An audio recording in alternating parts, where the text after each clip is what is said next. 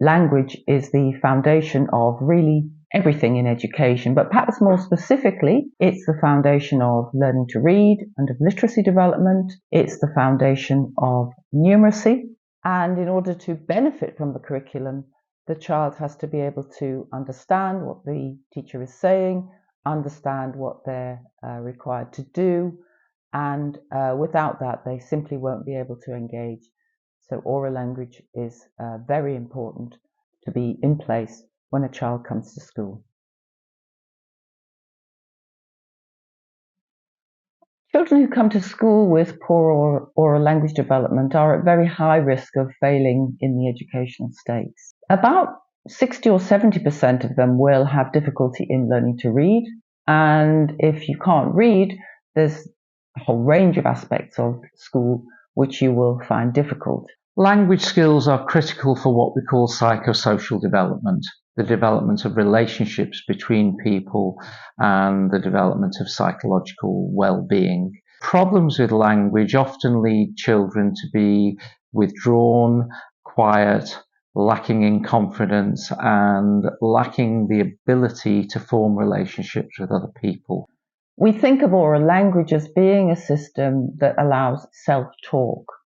And self-talk is an important way of regulating emotion and regulating behavior.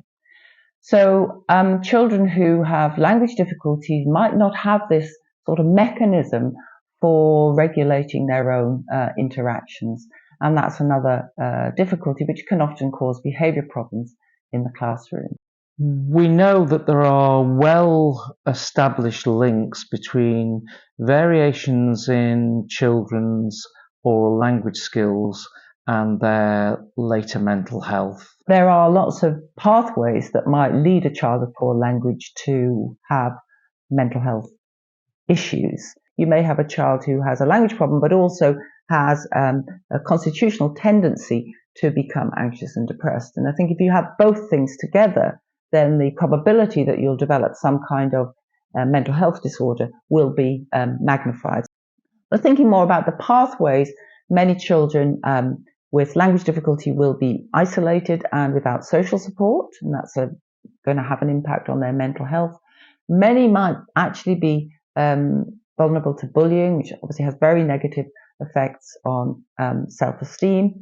And then, of course, via poor attainment, if you're always at the bottom of the class, if you can't read and you're asked to read aloud, this is going to increase your levels of anxiety and perhaps want you to stop going to school, so you might develop school phobia. So there's a downward spiral that you have to avoid.